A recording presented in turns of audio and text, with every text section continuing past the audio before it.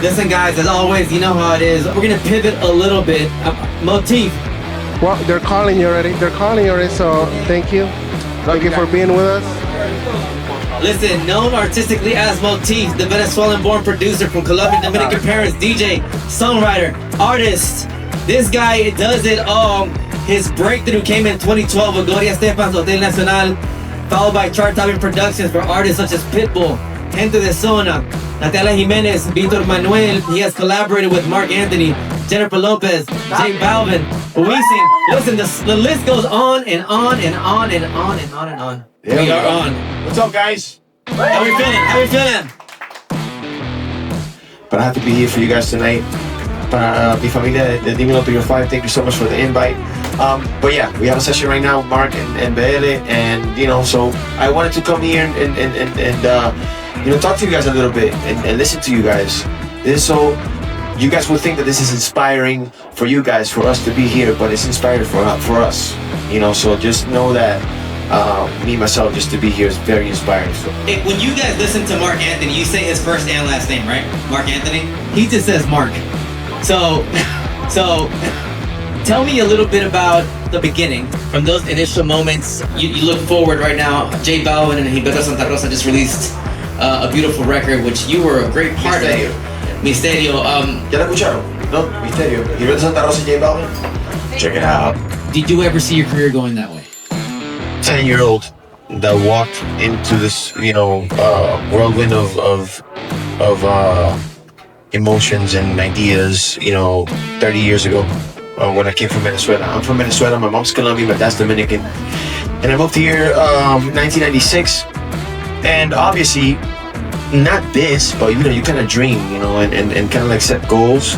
But I never in a million years would think to be, traveling the world with Pitbull and, I want to go now, smoking with bar. Damn! Man, I remember that. It just came to me. Pero sí, o sea, de verdad que afortunado, so grateful with God and life, man. The universe it's just been such an incredible ride, and we haven't even gotten started yet. But it's really exciting and very humbling, man. To be blessed to be around people like Mark Anthony, like Jennifer Lopez, like Daddy Yankee, Natalia Jimenez. Definitely dream of one day being able to share, creative space with them, but I never in a million years thought it was gonna be like a reality. So every artist here is chasing that dream, right? Of working with some of the top names in the industry. Oh, we're still chasing. We're still chasing. Yeah. Tell me a little bit about that still chasing mentality. Well, if I can share, it might sound a little boring, what I'm saying, but I think that the day my life changed with this that I do, with music and, producing and playing on stage or whatever, the day that my life changed was the day that I understood that it wasn't mine. The gift that I got from, God to do what I do is not mine to keep, it's to serve. You know what I'm saying? So that's the day that my life changed, and I understood that it was about giving. You know what I mean? When you tell me, okay, so the chasing mentality, for example, all the number ones and all the awards and the Grammys and the songwriter of the year, blah blah blah. Like for example, like all that stuff is at my mom's house. I don't keep that stuff in my house. None of those trophies are at my house or in the studio. All the plaques, all that stuff is at my mom's house because I feel like that's hers. You know what I mean?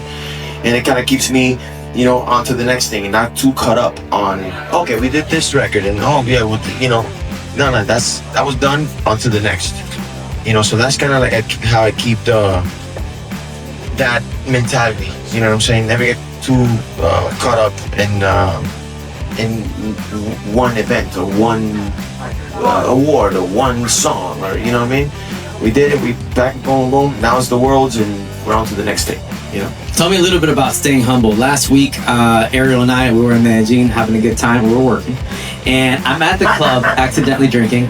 And we're there accidentally having a good time. And then La Gozadera comes on. And I was like, this is crazy. That's Motiff's song. And I took a video. I'm going to send it to you later. And I'm out here, accidentally turning up. I've been hearing about this video for listening to La Gozadera. And we did that show earlier this week. I'm like, bro, your song went global. Again, I think I'm sure a lot of artists here would love to do. What was that feeling like? Look, surreal. I remember when we did the premiere of the billboards, Mark Anthony and Zona, and it was like the opening of the show, and we were sitting behind this like screen, right, like went up like this, boom, boom, and you're like, you know, boom, Miami, man, I'll go 3 minutes, and it was like the people and the like the lights, and it was a moment that was like surreal for me, because, and if you could put this in your pocket, whoever you know is interested, you know, when we walked into the studio. And I think, you know, and I'll talk to you now as a producer. You know, when we walk into the studio, we don't walk in like, oh, we're gonna make a hit. You know, we're gonna make a number one. We're gonna make a worldwide record. You know, it's about being able to bottle great energy. You know what I'm saying? I always say this in the booth when I have a singer in the booth. I'm like, you know, and I make the comparison with like actors, right? When we're watching a movie, you see the actor. The actor is a method actor and, you know, has his mannerisms and his body language, and he transmits that character onto you. But you're watching him. When you're recording, people don't get to see you. They only listen to you. So that interpretation and that energy that you get to bottle in the studio is what people are gonna connect with, whether it's genuine or it's not genuine. You know what I'm saying? So for me, that's very important. And por ejemplo, en La Gozadera, and what you listen to, that energy that you connect to with that song, that you want to put your hands up and you just want to, like, you know, have a good time. That's exactly what was going on in the studio, you know.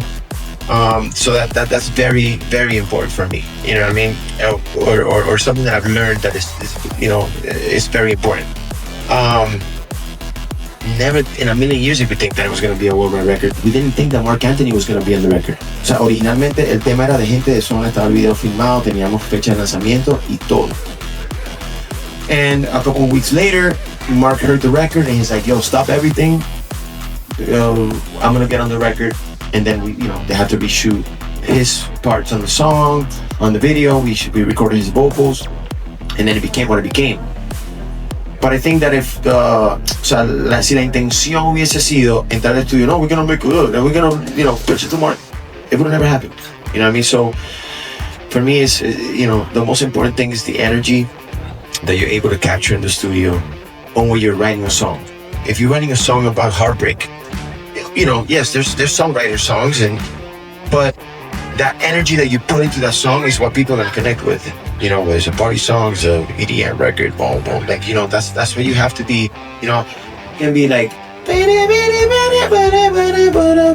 the studio, like, you know, trying to make a party record. No, you have to, you know, have your friends over, you know, whatever it is. I think that to me is the most important thing about, you know, a record transcending or, you know, going beyond, you know, your hard drive or your bedroom or your studio or whatever it is. Last question: if you could give a piece of advice to all these wonderful musicians and artists, PR folks, we got them in the building too. What would that piece of advice be? All right, it's hard. It's hard. I'm not gonna lie. You know what I'm saying? It's like when people say, like, "Oh, tattoos don't hurt." Yeah, every tattoo hurts. Every tattoo hurts. You know, I got a few I can tell you. It's gonna be hard, man. It's gonna be challenging. I think that creates character. I live by something, right? The universe, God, whatever it is you believe in, is gonna test you to see how committed you are. You know? And so those hard moments, those no's, those doors that, you know, get close in your face or whatever, they're tests from the universe, God, to see how committed you are. And you see, if you give up, then you were not that committed. If you say, well, it's just part of the process, then you're on to the next challenge or test or whatever it is, you know? That's something I've learned with the years. And there's a saying in Spanish that I live by, which is, cuando la intención es pura, el universo conspira. It's all about the intention you put into what you're doing. If you're doing this shit for, like, the money, the girls, or whatever, or, man, bro, I swear to God, you're gonna have a hard time out there. You know what I'm saying?